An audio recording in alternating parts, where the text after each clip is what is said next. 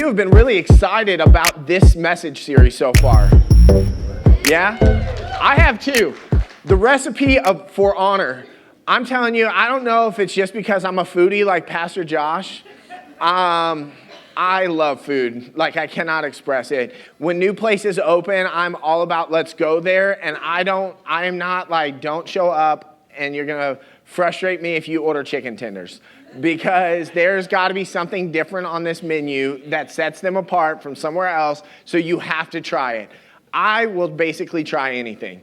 And sometimes I'll try it twice to give it a shot when somebody said, no, it was good. I worked in the food industry for 7 years at a few different places. I worked in the catering world. So I've got to experience food a lot. And so what I've learned as a server, you go into these restaurants, your server knows what the most popular items are. Again, you say chicken tenders. I say, give me something that's actually like different. Yeah, I want something different. And they give this to me and I'll go for it. And I'm like, yeah. I'm like, what would you order? And I'm not talking about like what on this menu would you order? What would you modify and order?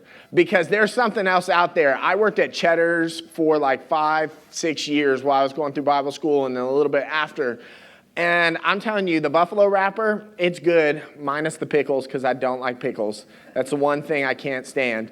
But I want to get rid of the coleslaw and I want to replace it with lettuce. I want to make sure that they have plenty of ranch in this buffalo wrapper in a tomato, basil, pressed tortilla. The thing is incredible. It is so good. And so I know how to modify stuff to get it to be something very delicious. So if that's not enough, my wife, when we got married, she told me about this thing that she's done her whole life with her parents or with her mom. And it was competing in the Tulsa State Fair food competitions. And in fact, she actually has a newspaper, and I believe it was right before we got married did the newspaper come back out.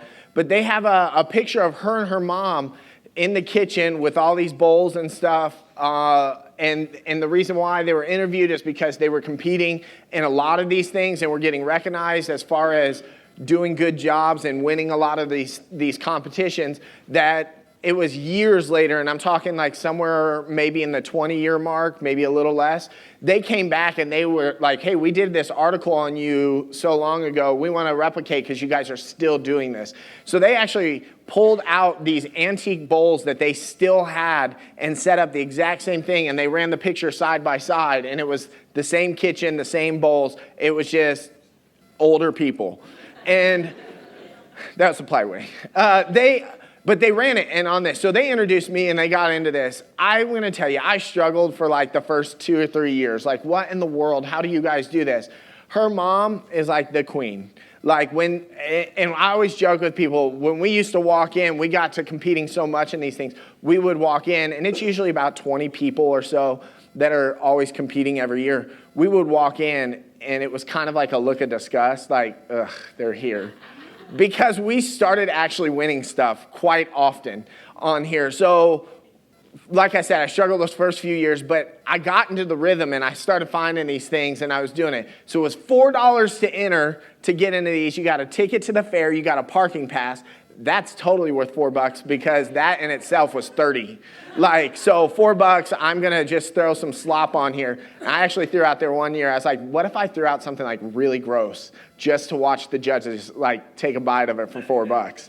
But we got in there. So $4 and some of these, like if you got first place, you'd win $300. So her mom, of course, every year is like banking in at a minimum of $1,000 when she goes to the fair. We got tickets for 7 days to go to the fair, and it's the state fair. I mean, you guys have gone to the one in Raleigh and know how big that is and how expensive that can go. We're going 7 days in a row, and we are winning, and we are taking names on this thing. So my biggest year that I ever won, I think I got made out like with $600. That was my thing, and I will brag on myself for a split second. I can't find it now, and I don't know where it went, and I'm going to call Gold Medal Flour and ask them why my published recipe is no longer on their website for my peach cobbler cookies that I won first place with. But all that to say, I'm really excited about this message and food. It's grabbing my attention. When Pastor Josh asked me to minister maybe in December, he was like, hey, we're going to do this. And then some of you were here when he was like, hey, by the way, we're changing that subject. And I was sitting right over here. And so we flopped and got on here. I'm like, all right, is there any more direction that you'd like on there? He asked me to minister on honoring your mother and your father today. So we're going to dive right in on that one. We're going to start in Exodus 20, verses 12. If you're not really for sure like where this first came up, honoring your mother and your father, you remember the Ten Commandments? It's a real famous movie. But it's also in the Bible on here. The Ten Commandments, you can find in Exodus 20, verses 12. It says, honor your father and your mother, so that you may live long and in the land the Lord your God is giving you. You know, there's a lot of scholars out there, and there's books written about this commandment. It's considered the forgotten commandment. And to be really honest, are we really surprised about it in the day that we live in? How self-centered we become and how focused on ourselves we become. That honoring your father and your mother, someone that you're very close to, how quickly that has just gone and been alienated on there. And it actually, in the Bible, is mentioned 7 more times in there. And I'm just going to throw you the scriptures. I'm not going to read through them. Deuteronomy 5:16. In Matthew 15:4. In Matthew 19:19. Mark 7, verse 10. Mark 10, verse 19.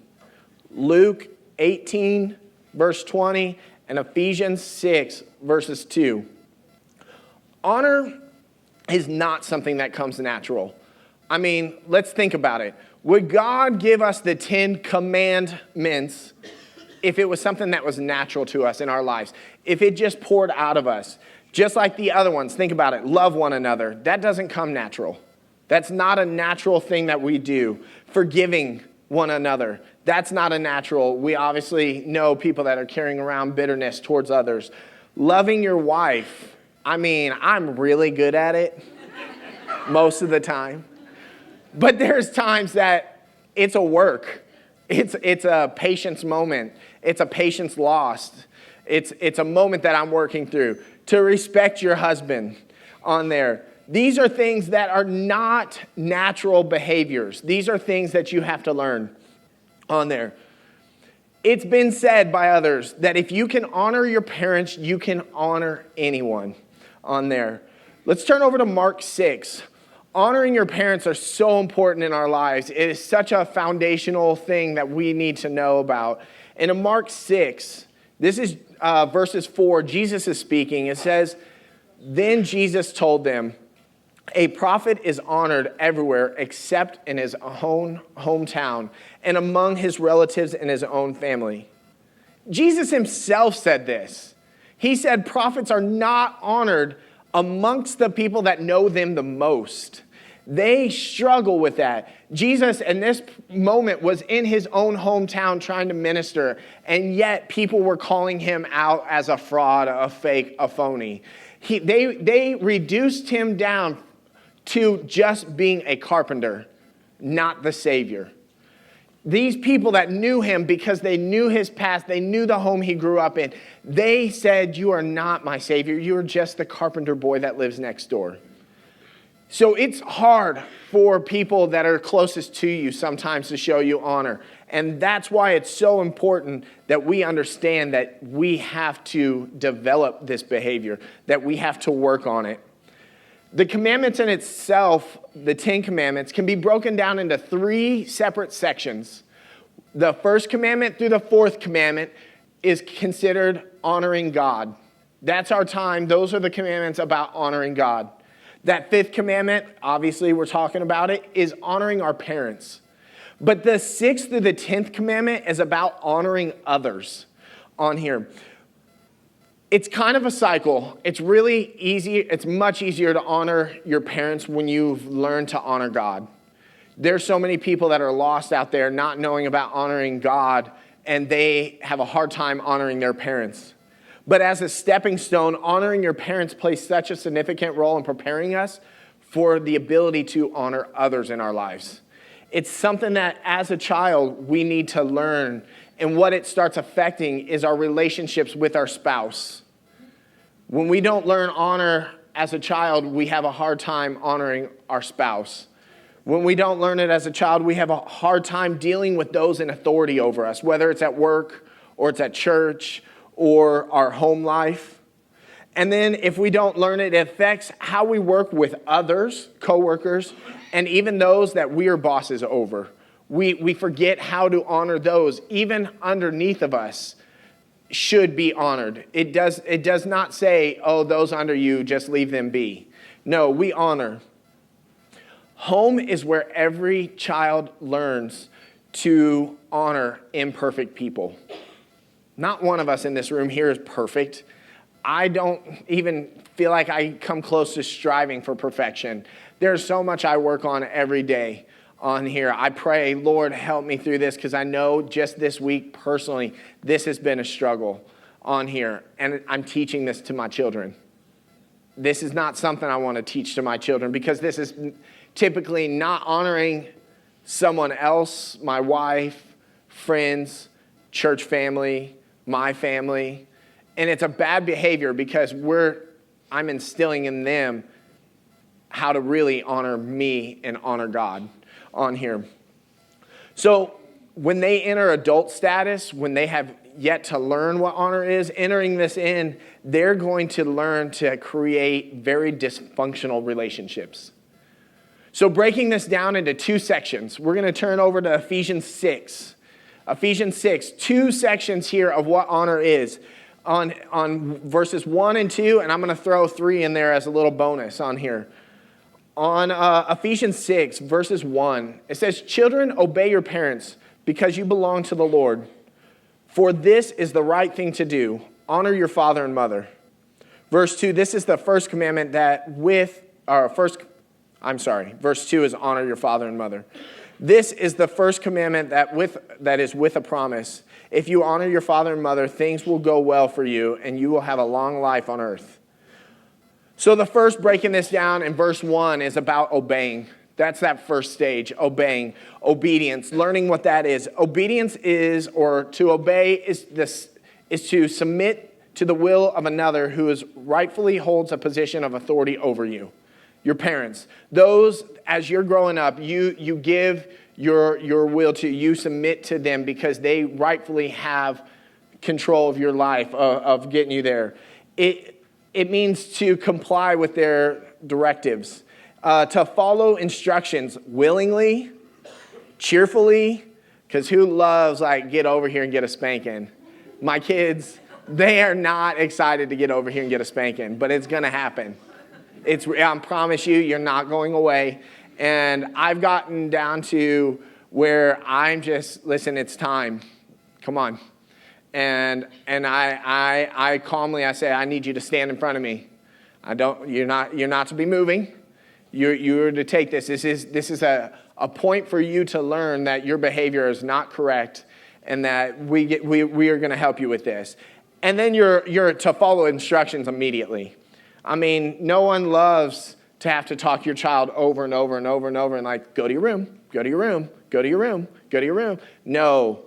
When they're honoring, when they're learning this in this stage, they have to obey, and they have to learn to go to their room. So in the beginning, during these teaching phases, because this is that developmental, the learning phase, there was a lot of walking my child to the room. This is where you're supposed to be. When you have done something wrong out there, this is where you are going to be right now. This is going to be a time for you to reflect, a time to seek forgiveness for what you've done, and to think about it. And then we step back out. Well, sometimes, when they're really little, they follow. And you're like, no. Okay, you have to stay here. This is where you go. When we tell you, your behavior has not been good out there, we come here. Sometimes the room doesn't work, so we do a nose to the door. As a kid, I did nose in the corner. Anybody else do nose in the corner? The stories from my dad on that one says I was the one that was in the corner, just shaking, I could not stand the corner. We have learned through our times that spankings work sometimes. Sometimes they don't do anything at all, because they look at you like, that didn't hurt. I'm like, Well, then go put your nose to the door on that one. So our kids know nose to the door really well. Even when our 2-year-old was probably about a year and a half, he would do something like throw a toy that he knows he shouldn't have thrown. Well, the older two would be like, you need to go put your nose to the door. And I'm like, oh my gosh, he's a year and a half, but he walked over and put his nose to the door. And I was like, okay, it works. Let's do this. Like now when he throws, he's putting that nose over to the door. But at this stage, it's a learning period. There is a beginning and there is an end of teaching obedience. There will become a time where that grace is lifted of showing you how to go to your room. There will be a time where a spanking of you moving is no longer going to work and we are going vital. We are taking your electronics away. We are hitting the red button. We are calling whoever we need to. Electronics are gone on there. Or what do they say to make them suffer the worst? Don't take the electronic, take the charger. And just watch them just suffer as they see their battery just die off. And they're just like, no. And they come into like reserves. They're like powering down all the way to the lowest brightness level. They're trying to save it all on there. But that time will come on there. And grace for those mistakes, for those things will be lifted during that obedience thing, which will lead us into the next part of it, which was verse 2, honor your mother and your father, to honor them. That's your second one. This is written to not only teenagers, but also to us adults. This is written to us all. For teens at this stage, if you're a teenager and you're out here, honoring your parents is to honor them by respecting them. We find this in Leviticus 19, verses 3. It says, each of you must. We know what that means, right?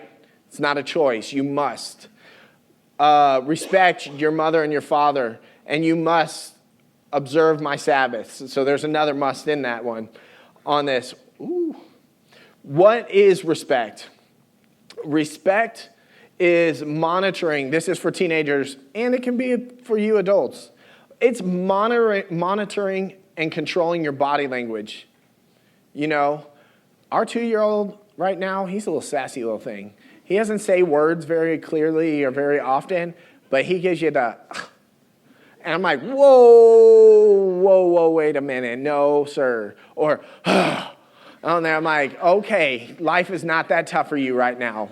Like, you cannot be giving us that. Facial expressions. Who loves a good eye roll? I mean, come on. Good eye roll on there. Medea, roll your eyes, get slapped. That's what she says. Little girl. That's what little girl, roll your eyes, get slapped on there. We show respect by being attentive while they're speaking. We honor what they're saying by listening to what they're saying. We refrain from talking back. You know, again, submission, authority. Submission, authority. I had a good friend that taught me that one day. I was like, ooh, that's so good. So good. At this stage, we honor by listening to our parents. In Proverbs 13, verses 1, it says, intelligent children listen to their parents. Foolish children do their own thing. Foolish. How many of you are a bunch of fools in here right now? Come on. There's some other scriptures on here I'll just throw at you. Proverbs 23:22, Proverbs 1:8. Those are more on that of listening. At this stage, they show honor by speaking, for seeking their wisdom, by coming to your parents and asking them, hey, what would you do in this situation? That's honoring on here.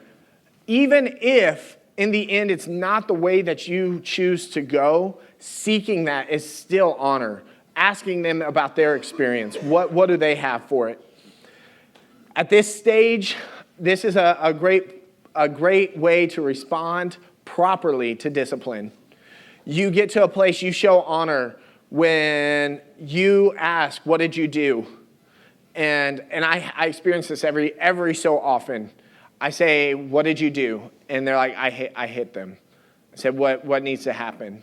And I need to go to my room, and I need to think about it. And that was sincere when they say this. And I said, you're right on there. That's honoring when they understand that they knew what they did and they knew that discipline was going to be coming, that they were responding in a way that it was not going to be combative. I don't think that's fair.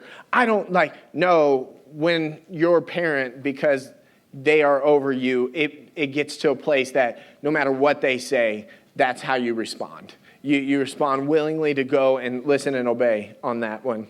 For adults here, how do we honor? It's not over. When you turn 18 or whenever you feel like you become an adult and no longer, maybe not living in your parents' house any longer, you feel like now I get the choice. I don't have to honor. No, that's not the case. That's not how that rolls.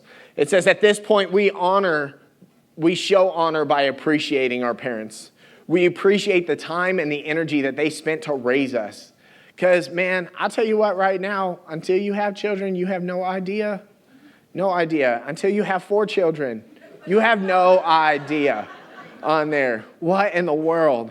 My goodness. Now I want to joke and be like, you had it easy. There was only 2 of us on here. I'm joking. You do this by appreciating the time that they spent, because it is hard. It's rough at times on there. You appreciate the sacrifice. I know living in a single parent home, living with my mom, there are sacrifices that she made 100%. I absolutely know that happened. Life wasn't easy on one income with child support, even with that there. And it wasn't bad child support. It was still good. But trying to survive even with my wife and my kids, it still has its rough times on there. So her being the sole breadwinner and for her work was, we lived outside the city of St. Louis, and for her, most of her jobs to get something within a decent pay range was you had to drive into the city. So she was leaving the house at 7 a.m. with myself and my sister still there, getting ourselves on the bus. But she had to make those sacrifices to be willing to bring in the income needed to survive the lifestyle that we were living, that we were basically used to before the divorce happened. So she would drive 45 minutes to an hour to get to work every day on it. And some of you guys are really familiar with that, working in Durham or on the other side of Greensboro or something like that. We appreciate them by providing for them. There's plenty of times in the Bible that it talks about not allowing the widow to suffer, to go without. This is the same thing with our parents. It kind of rolls reverse as they get older and work is not an option for them any longer. That we need to make sure that we're honoring them by providing for them. For even if it's just cutting their grass or it's financially forking out something to make sure that they are maintaining a good, healthy lifestyle, we appreciate them. We appreciate them by the most important, I think, here, spending time with them. How sad is it when you, I don't know if anybody else has ever gone to a nursing home and you go there because you're visiting your family, but you always see the same person that's sitting in the corner in a wheelchair by themselves. Nobody ever comes to them. Nobody's there to support them, to honor them, to lift them up. They've been left there to just live out what they have left. It's a sad moment. That's how we can show honor. We don't just alienate. You're too old to do this with us now, or anything like that. We show honor that way. We show honor by honoring their values. This can be a really hard thing in some lives. I mean, me personally, my family and I have some different values on there. I'm completely sold out, serving God, going forth with everything I possibly can in that direction. That's not their main concern. That's not their values of where they put up. So there's some things in life that we get. But how honoring would it be for me, especially to go into their home and to be like, I can't believe you do that. To judge them, to put them on the spot because they believe what they're doing is okay. And I'm not talking about these biblical principles. I'm talking about the things that are probably more petty than anything. How is it honoring for me to go in and judge them and to call them out and to make sarcastic remarks under my breath about them where they feel like they're being judged at every moment, especially in their own house? We honor them by honoring their values, upholding when you go into their home, if their values are different, you make sure you uphold their values and still maintain yours at the same time. Does that make sense? All right. As a teenager and adults, we are applying or choosing not to apply what we've learned in stage 1 when we're living in stage 2. We have learned to obey and be obedient to those above us, but we can choose not to. But when you hit that stage 2, in the honoring stage, when you are not obeying or you are not showing honor in that, you're going to find really quickly how things get cut off in your life, how you are not going to be connected on here. And again, it is a commandment. Commanded. This isn't an option on here. God provided no qualifiers when he said, honor your father and mother if they live a good life, if they treat you right. You, me personally, there's times in my life, both teenagers and as an adult, I struggled with this. I did. From an early age, 7th grade, I got saved, and I just had no looking back. It was just keep running towards God, just keep running. And, my family was not like that. They didn't see, they didn't understand. But through that, I had to choose to still be obedient because I was under their care. I was under their watchful eye at this moment. I lived in their house on there. There was things that happened to me, happened to my siblings, that I would say was not something that a person that does those things deserves honor back for. But still, we are told to honor. There is no qualifier on here. We still press in, honor those who don't deserve it on it. The obedience stage, that stage 1, is about being a servant to the parental oversight. When you're in that, that's what stage 1 is. The honor stage is about being a servant to the inward man.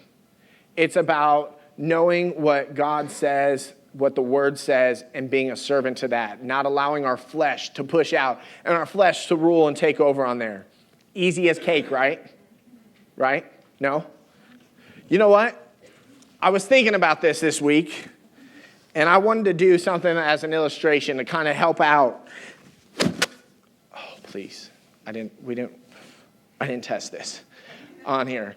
And I said, easy as cake, right? No, not all the time. But we're going to go ahead and go through this. Just like we're on TV, just like we're doing something. We're ready to go with all of our stuff here, right? We're going to bake a cake. Let's make a cake. You guys in for this? All right.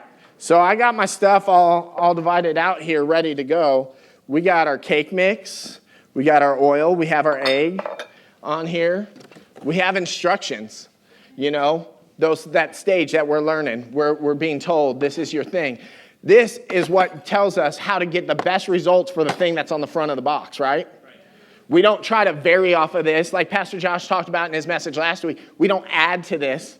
Because if you're not a baker, which I am not a baker, I love cooking. I'm not a fan of baking, only because if you add to this, you mess with this. It does not come out the same. I mean, you might be able to get away with a drop of vanilla and survive, but when you start saying, I think we should add applesauce to it instead of an egg, which is actually a real thing. You can substitute in some baking items. I know this because I've won a baking competition with peach cobbler cookies that I replaced my eggs with applesauce.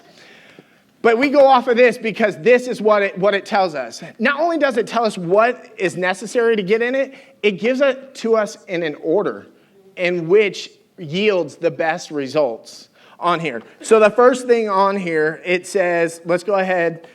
Right now, we're going to bypass the oven, and you'll see why in a second, because there's not one out here. Easy. Okay, step 2, mix the cake. Mix cake mix. Yeah, we got this on here. Mix the oil. Got this. Mix in the egg. Yum. On there. We get it in here and it says mix thoroughly. It says beat vigorously for 2 minutes on here. And for those of you that aren't, and you know what? I'm missing water. So it's going to be really thick. I hope you like a good dense cake because that's what's coming on here.